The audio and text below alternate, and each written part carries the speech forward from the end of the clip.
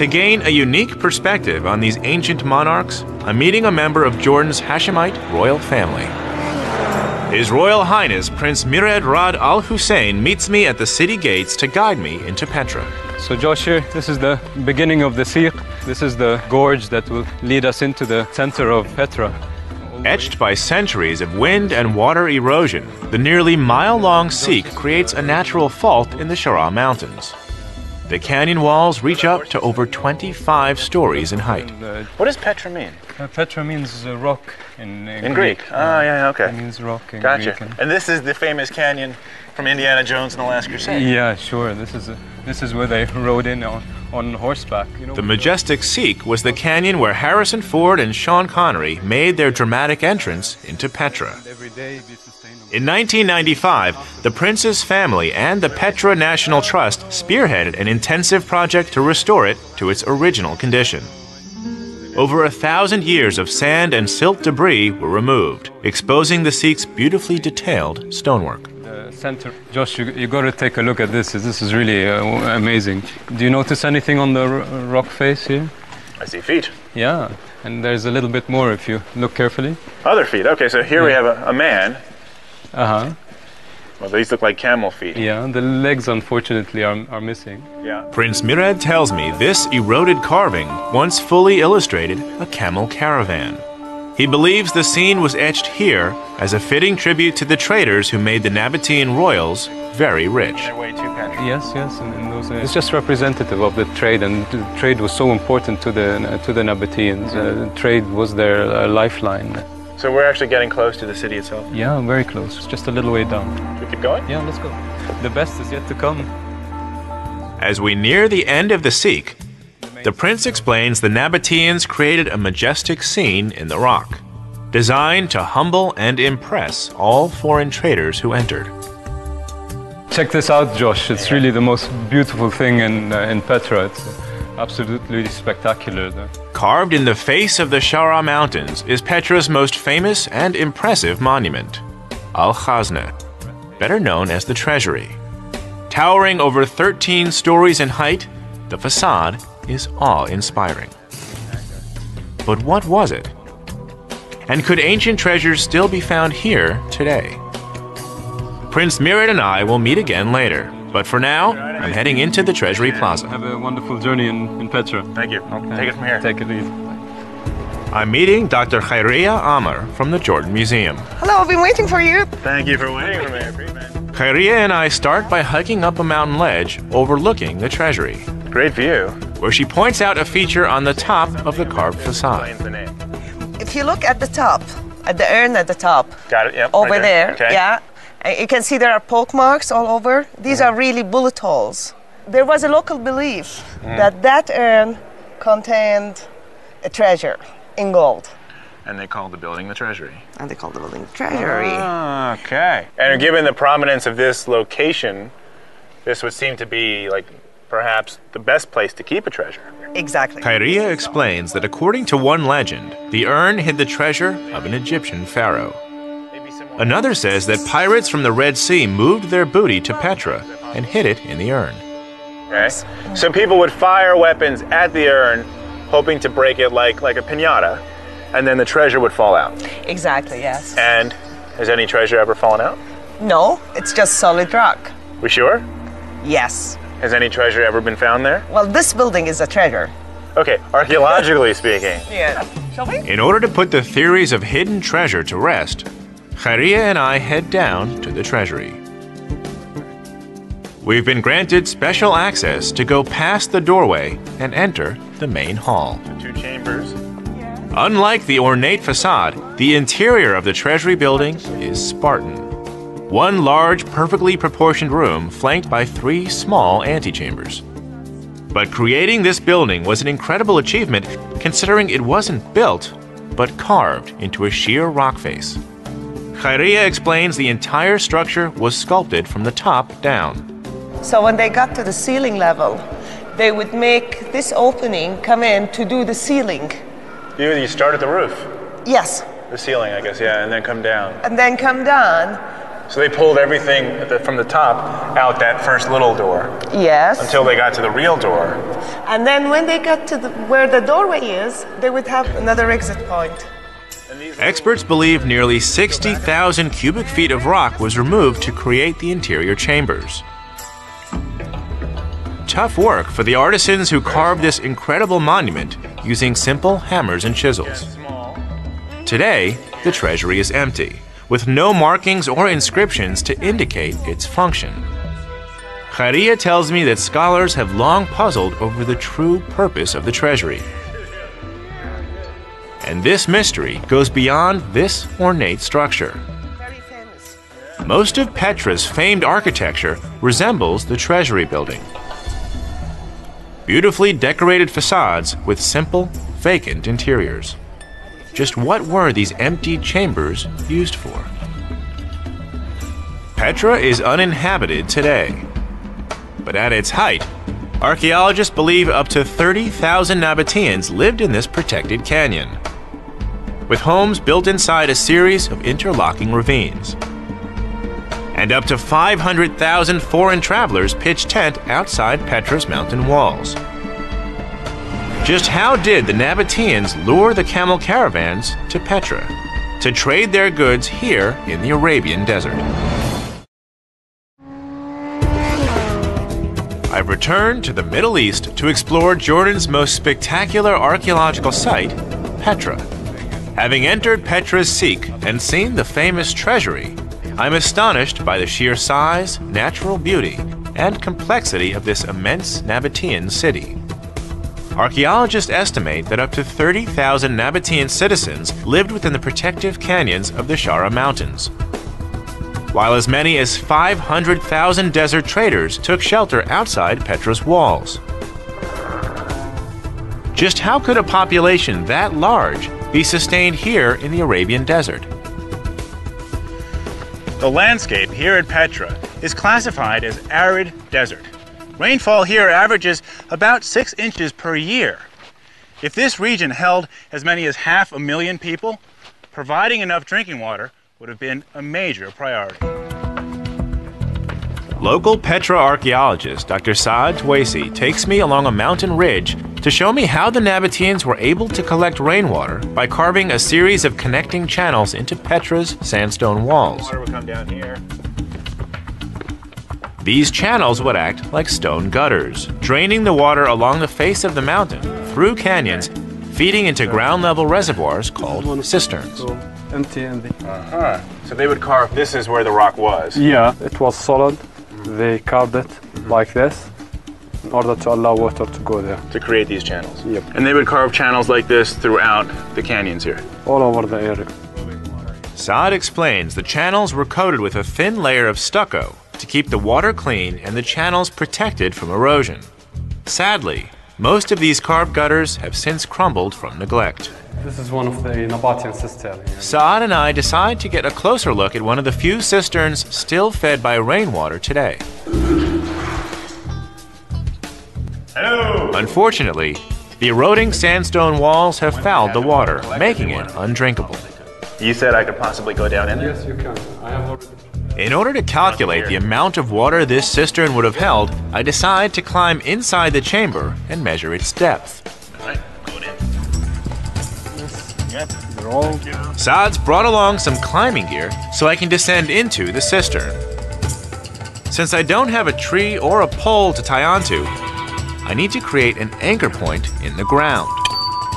First, we arrange the stakes in a pentagon shape to distribute stress on the anchor equally. After measuring the rope's length to the cistern, we hammer the stakes into the ground. Who needs trees? And I test the strength of my ground support.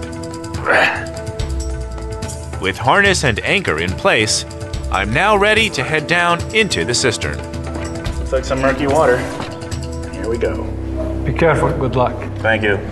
As I descend into the mountain reservoir, I can instantly feel how precious rainwater would have been protected from the heat of the sun. The air is both cooler and more humid. I can feel the humidity already. Yeah, it's because this cistern is designed to prevent evaporation. Saad hands me a measuring stick to check the depth of the cistern. Today, most Nabatean-built cisterns are shallow or empty because the water channels feeding the reservoirs have either fractured or eroded. The precious rainwater simply soaks into the sand. That's pretty deep. After checking the depth, our best guess is that the interior of this cistern may be about 15 feet high and about 12 feet wide. So normally we would expect it would have been up to here, right? So I can see the water line going around there. Yeah. Over 2,000 years ago, this chamber would have been brimming with water after a heavy rainfall. And is this a typical size cistern? Is this big or small? This is medium size. Medium size, yeah? The total capacity of this cistern is about 50,000 liters. 50,000 liters, okay. That's nearly 13,000 gallons. Saad tells me that archaeologists have discovered nearly 200 cisterns in and around Petra. Estimates put their total capacity at around 11 million gallons of water, enough to sustain 100,000 people annually. Do you think that these holes up here were designed for like a bucket system? Yeah, actually they used to pull the water out through using ropes and water skin. Saad explains that in ancient times, Petra's residents and traders would use ropes tied to sheepskin sacks to draw rainwater up from the cisterns. Large cisterns would have a wood pulley system fixed to the interior to more efficiently haul water up from the chamber. This ingenious system could satisfy the water needs of Nabatean citizens, but not the 500,000 traders and their camel caravans that settled outside Petra's gates. To fulfill those needs, the Nabateans relied on more than hydraulic innovation. Nature was on their side.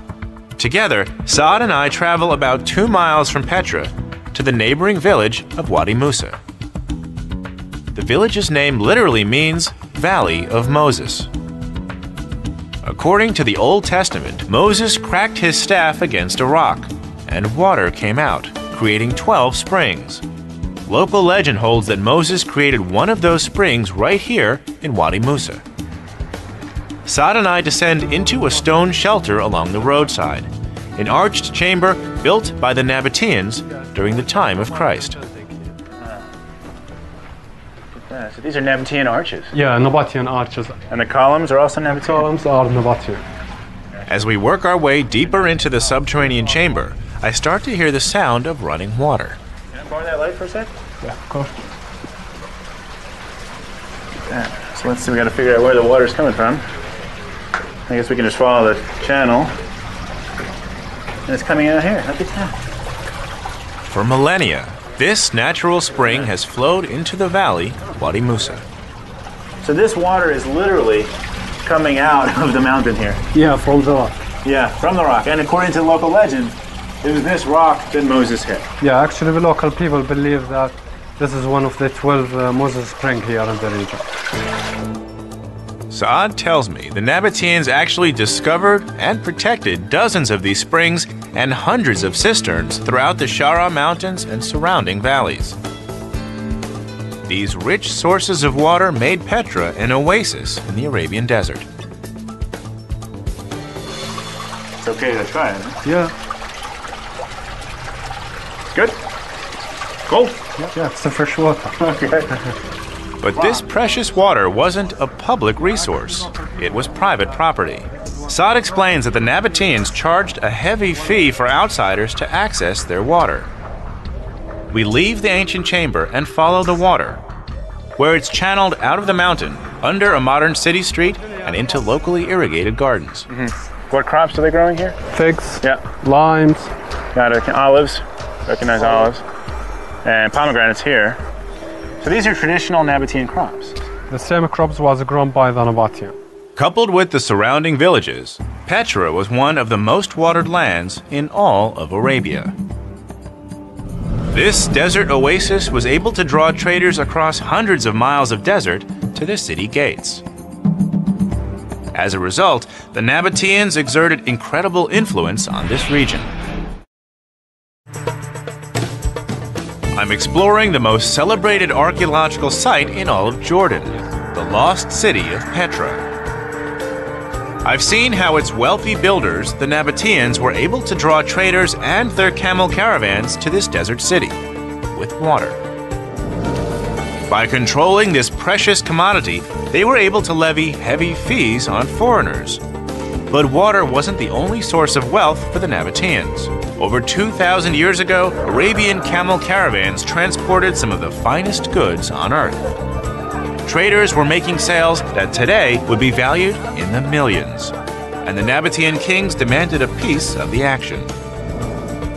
I'm leaving Petra and heading 50 miles south to rejoin Prince Mer'ad Al Hussein in Jordan's southern desert, Wadi Rum. The prince wants to show me the paths the ancient camel caravans took before entering Petra. How are you doing? I'm doing very well. Welcome to But to get there, we'll need to go off-road. Very cool. You weren't kidding when you said we're going to go someplace where my bike wouldn't go. We'll be riding in a Desert Iris 4x4, a converted Jordanian military vehicle built specifically to negotiate the thick desert sands. It's going to take us to Wadi Rum. Can I drive? Yeah, please go ahead. Be my guest. Oh, all right. In 1962, the movie classic Lawrence of Arabia was filmed here in the deserts of Wadi Rum. The golden sands are beautiful, but the terrain is barren, dry, and hot.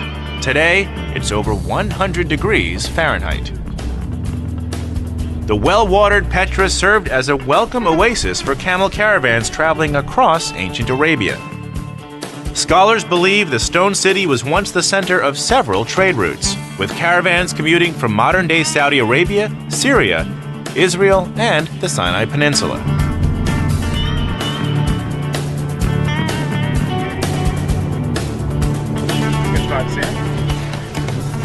Looks like they're coming right at us. This is how it was in ancient times. This scene, right, hasn't changed much in thousands of years. Yeah, sure. This was the trading route to Petra. So I understand this is a modern caravan of camels. But Yeah. if we were here back in the day when the Nabateans and other traders were coming through, what would be in those bags? It was mostly frankincense and myrrh, incense. Incense. Incense was really the big thing in those days. Also maybe spices. Incense was a key ritual ingredient in ancient times, used in most religious ceremonies. Westerners, like the Greeks and Romans, sought these spices brought in from Asia and the Sinai Peninsula. At Petra, the spice trade was brisk, and the Nabateans capitalized on it. Along with the fees imposed on the traders for water, the Nabatean kings taxed every sale. Like this type of caravan is maybe 20 camels long, right? Is there any way to calculate how much money these traders were getting from these kinds of caravans? Yeah, well, the traders would make a profit of about $3,000 to $4,000 at today's prices per camel. Per camel? Yeah, at today's prices, yeah. Today's prices, which Yeah. would mean $60,000 for this caravan. Yeah, most likely. The traders made a lot of money, but of course they had to pay taxes and fees to the Nabateans. With the wealth they acquired from taxing the spice trade, the Nabatean kings commissioned the construction of Petra. I rejoined Dr. Khairia Amar along the Street of Facades, a series of mountain chambers that dot the walls of Petra leading to the city center. Khairia explains the Nabatean kings could afford to hire the world's best architects and artisans to create Petra, some brought in from as far as Europe and North Africa. So the architecture here is a mixture of different cultures in the region. I think this is part of the genius of the Nabatean culture in that it got elements from Mesopotamia, from Egypt, from Greece. It's this interaction with the other culture which was a hallmark of their culture and brought it out in a style that's Nabatean, uniquely Nabatean. So as the caravans are coming through, architectural ideas are being exchanged, and perhaps these craftsmen are also contributing to the way things look? Definitely. The Nabatean kings merged architectural influences and created Petra to be the capital of their kingdom. A kingdom that stretched from the Mediterranean Sea in the west to central Saudi Arabia in the east, covering an area of over 200,000 square miles. Archaeologists believe the exposed architecture at Petra, including the treasury, was constructed primarily between 100 BC and 100 AD. Amazingly, in a period of fewer than 200 years, the Nabatean builders created hundreds of sandstone structures and moved several million tons of rock and debris. To get a sense of the number of artisans and the labor involved carving Petra sandstone, I've enlisted the help of a local sculptor, Mohammed Nawefla. Good? Can go all the way around? Yes. I think a lot of people, when they first see Petra, their reaction, at least mine, was, no way. They didn't build this city, they carved it. And to get a feel for the stone here, Mohammed is actually showing me how to carve. This is an urn he made, this is an urn I'm working on, and we'll see how it goes. Keep going around? Yes. Okay. Using basic carving tools, my goal is to see how long it'll take me to shape this urn. But I soon discover that carving this rock isn't as easy as it looks. Yeah, I'll watch you do it. Just get a feel for it.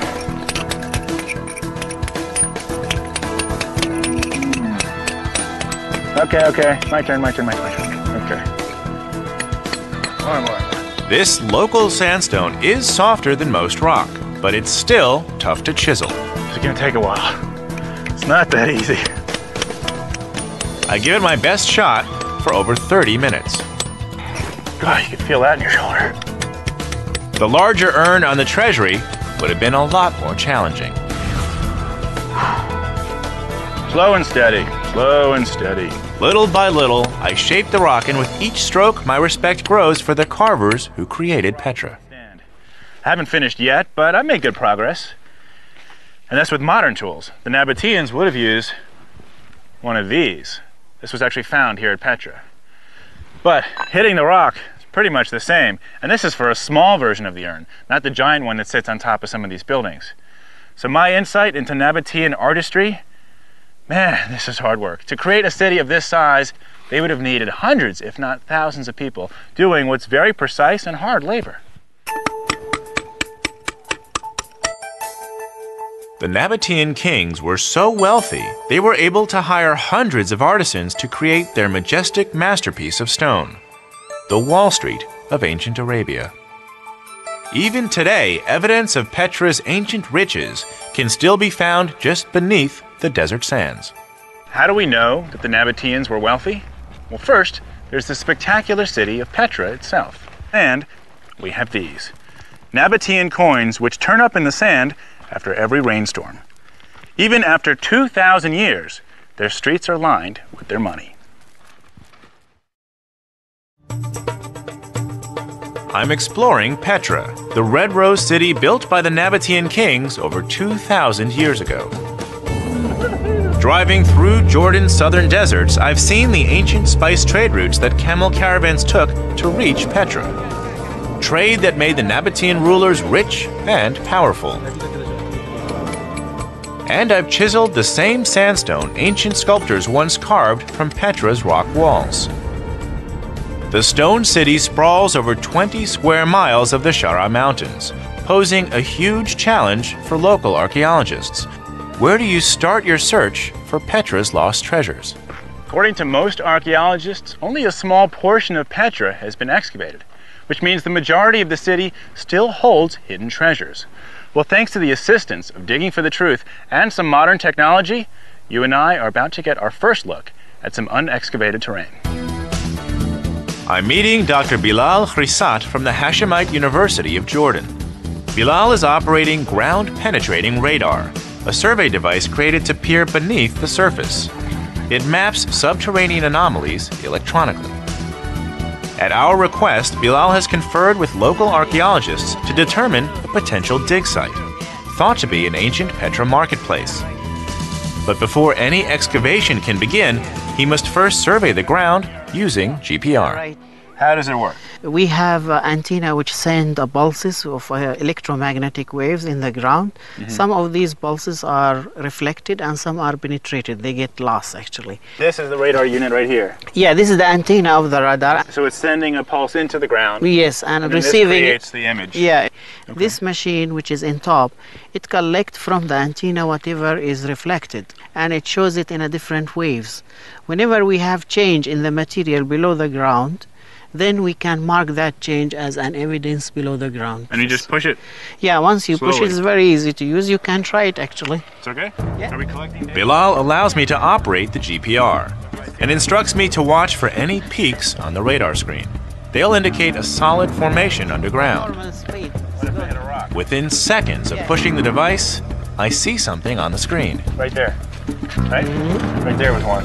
Bilal tells me the strength of the peak indicates something substantial underground. We mark the location both electronically and physically with a red flag. What do you think that could be? A tomb? No, Treasure? it could be a small wall. Small wall's nice. Yeah. Josh's wall. We're calling that Josh's wall. Not small wall, just Yeah, Josh's Josh wall. wall. Okay, let's find the other side of the wall. We continue moving forward and again find another formation underground, not even 2 feet below the surface. Right there. Yeah. Great. Red. Big peak. Oh, nice Big discovery. peak. It's like not even half a meter down. Sure. Can we dig? No, you Come can't. on. It's like this far below the surface, and it's a strong red line. And you know what? Don't you want to dig? No, I don't right now. Please. Bilal reminds me that the GPR serves as a mapping device and was created to be a non-invasive tool. However, the readings we're collecting today will be made available to archaeologists conducting future excavations at the site. Josh's tomb. In 2003, this same high-tech tool was used to survey the plaza in front of the treasury. What the GPR found can only be described as the greatest archaeological discovery ever made at Petra. I've returned to the treasury to meet Dr. Suleiman Farajat, Chief Archaeologist of Petra National Park. Suleiman led the 2003 excavation of the Petra Plaza. Using ground-penetrating radar, he uncovered a hidden chamber at the base of the steps. He's offered to take me inside the treasury to a place few have ever seen. Yeah. Okay. We're going under. Okay. Who first? You, please. Wow. That didn't even make you do. I will follow you, please. Okay, got it. Okay. This is very special access. Okay. Down? Yeah, down, please. Take care. Okay. We're going below the treasury. Okay. Follow me. This is so cool. Okay. Yeah. Yeah, I'll follow you. Okay. Using GPR, Suleiman discovered evidence of a subterranean staircase. The courtyard of the treasury. After excavating, he discovered a door at the base of the steps. The door opened into chambers directly beneath the treasury. Wow. I didn't even know you could go under the treasury. Suleiman explains that when he entered the underground chambers, he immediately made a discovery that connected Petra back to the ancient spice trade that once fueled its wealth. Sure, please. As we work our way through the cavernous rooms, Suleiman takes me to a collection of artifacts. Yeah. Oh, pottery. Pottery, yes. This Nabatean pottery dates to around the time of Christ. This bowl was reconstructed from sherds And here we found and has a residue of incense burned onto its smooth surface, a charred remnant of ancient frankincense. Can I hold it? Yes, please. Good bag. Along with bowls are figurines of Aphrodite, a camel, and oil lamps that once illuminated what Suleiman believes was a ceremonial chamber. Over there, for example. We enter an adjoining room. It was here the mystery surrounding the treasury's true purpose was finally solved. Big room. Did you find anything in here? Yes, we found actually, for example, here we found a skull and a skeleton for a person. People were buried here. Yes. Suleiman and his team excavated remains of not one, but 13 skeletons underneath the treasury. After analyzing the bones and pottery, he believes that the skeletons are the remains of a royal Nabatean family. Ceremonies. Yes. And back there. Suleiman says it was King Aretas IV who ruled Petra between 9 BC and 40 AD who buried members of his immediate family here. These subterranean chambers serve as a royal crypt. What does all of this tell us then about the treasury? Treasury was a mausoleum. Mausoleum. Mausoleum, yes. Suleiman explains the treasury was created to serve as a ceremonial chamber for the Nabateans, a ritual center to honor a king and his family. Now, having found additional evidence of burials and offerings throughout Petra, archaeologists can confirm these beautifully carved monuments were actually graves. The higher your position in Nabatean society, the grander the mausoleum you could have built in your honor. It's fascinating because today most people associate Petra, well, most people associate it with Hollywood, right? But for the people who come here and they see the beauty in the facades and the intricate carvings, we're not thinking that these are mausoleums for the dead, right? No, it is for the dead. But they are. Yeah. We're walking through a graveyard. It's a beautiful graveyard. But these are testaments to the kings of the past. Yes. And the royal families of the past. Yes. That's kind of spooky. The recent discovery of these tombs finally puts the mystery surrounding the treasury's true purpose to rest. The building was constructed to honor a Nabatean king, not to hide the gold of an Egyptian pharaoh. Nabatean kings like Aretas IV ruled Petra in great peace and splendor up through the 1st century AD. But soon, warring rivals who longed to control the rich city would advance to Petra's gates. I've come to Jordan in search of the lost treasures of Petra, a city first built by the Nabateans over 2,000 years ago. I've carved the local sandstone to understand how the city of Petra was created, climbed inside cisterns to determine how the Nabateans thrived in the Arabian desert, and even ventured beneath the treasury building to see how they buried their royal dead. What I've learned is that these desert traders were among the most affluent people ever to emerge in the Middle East. The Nabateans thrived in the Shira Mountains for several centuries, growing wealthy from the spice trade they controlled here at Petra. Their kings and queens used their immense riches to have the best of everything, in life and in death. The Nabatean kings ruled Petra for nearly 3 centuries. They were able to maintain their seat of wealth and power up through the 1st century AD by bribing and allying with the rival Assyrians, Egyptians, and later, the Romans. Ultimately, their alliance with the Roman Empire would cost them control over the city. To find out why, I'm meeting Chris Tuttle, Assistant Director for the American Center of Oriental Research. Chris explains that the emperors of Rome had long coveted the Red Rose City. The Romans conquered the Nabatean kingdom during the 1st century, and the Emperor Trajan made Petra Rome's Arabian capital in 106 AD. One structure that best illustrates the Roman dominance at Petra is the Great Temple, once the largest freestanding building on site. Chris takes me to a section of the temple to see a collection of Roman and Nabatean artifacts. The capitals we were just looking at. The space we're in is called a cryptoporticus. It's a large gallery beneath the colonnade. Most of this material comes from the main temple building itself. Chris shows me a collection of decorative Roman cornices that once adorned the temple columns. You know what that is? It's a pine cone? Pine cone. He tells me these sculpted symbols reflected vegetation from both Rome and Petra. So we have acanthus, we have vines, we have pine cones. Pomegranates and poppy seeds. Right. Stacked next to Chris, I notice a curious pile of stone balls. These are a type of weapon. Yes. They're called ballista balls. Would you throw them? Well, they would have been lobbed using a catapult-like piece of war machinery called a ballistae. Ah, okay. And we think they were stockpiled in anticipation of a possible conflict. Chris explains that the ballista balls were actually found buried beneath the floors of the temple. They were created by the Nabateans during the 1st century AD, the time of transition with the Romans. While these projectiles were clearly made for defense, they were never used. Chris says that the physical evidence of warfare at Petra is both scant and ambiguous. Most archaeologists believe the Nabatean rulers negotiated a peaceful settlement with the Roman Empire. This would protect their citizens and preserve their trade routes. What happens to the Nabateans? Well, what we're really talking about is a change in government. The people who lived their lives here, ran their shops and carried out their trade, did their farming, they stayed the same as far as we can tell. Chris believes the Nabateans were allowed to continue their trade, but under Roman control.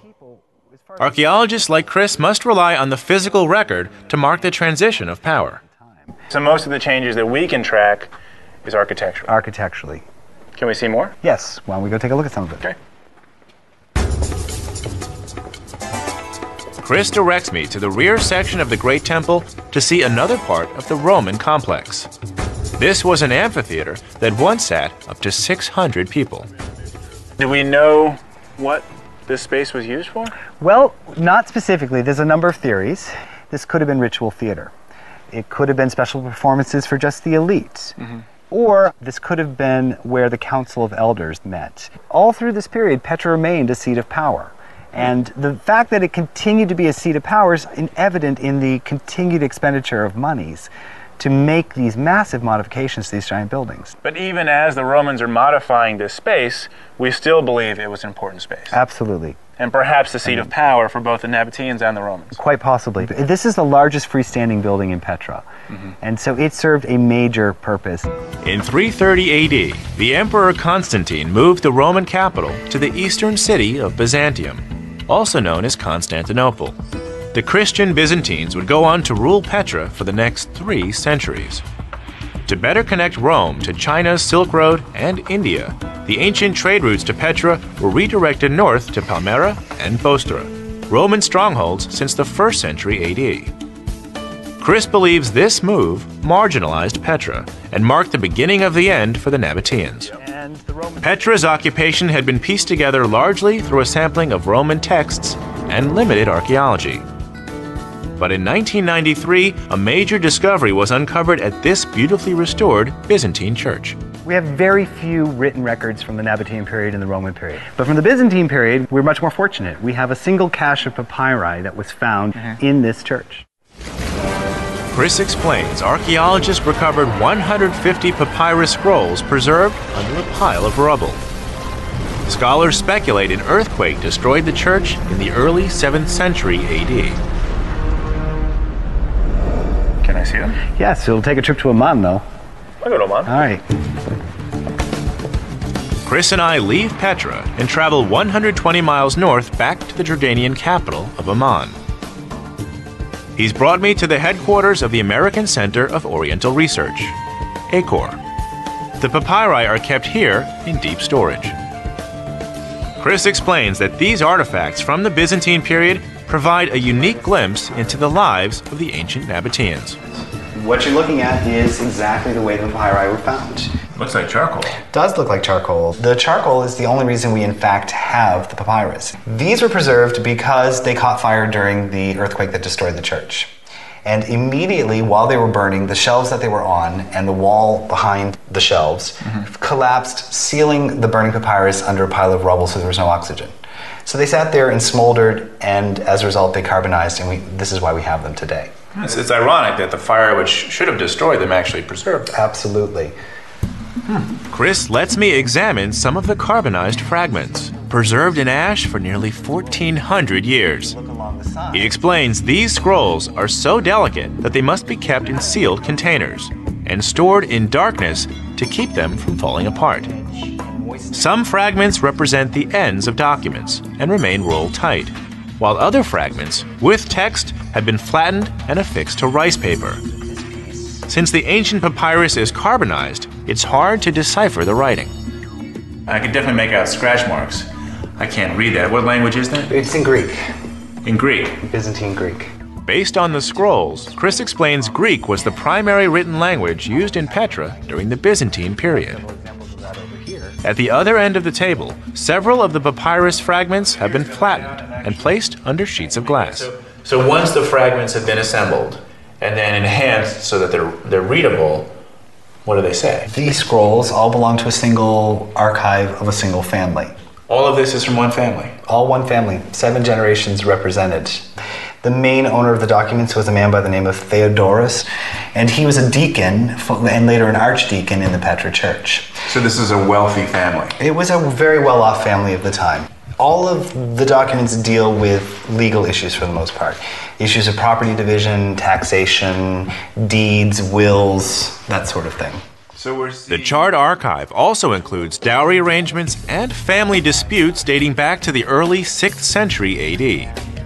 What's clear from the text is that some of Petra's citizens living during the Byzantine period were still very established and very wealthy.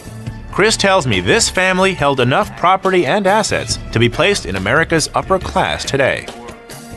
Sadly, the earthquake which led to the preservation of the papyri marked the beginning of the end for Petra.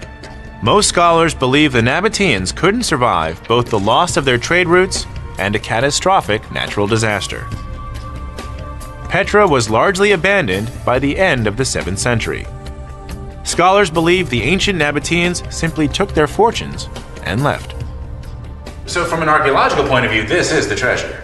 For us, right? Yes, this is the treasure. Because this is giving us insights into a world that we wouldn't have known about without it. Absolutely. Could there be other treasures like this still at Petra? Given that less than 2% of the city's been excavated, statistically speaking, the likelihood is there.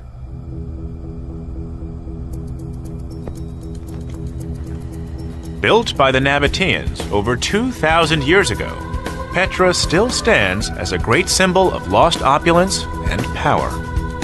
Today, great stone facades and elaborate tombs commemorate the kings and queens who once ruled this region. These Arabian traders harnessed their natural resources and created an oasis for camel caravans looking to make their fortunes in the desert. With the help of modern science, we may one day rediscover hidden riches here at Petra. But for now, this beautiful stone city continues to guard its secret treasures.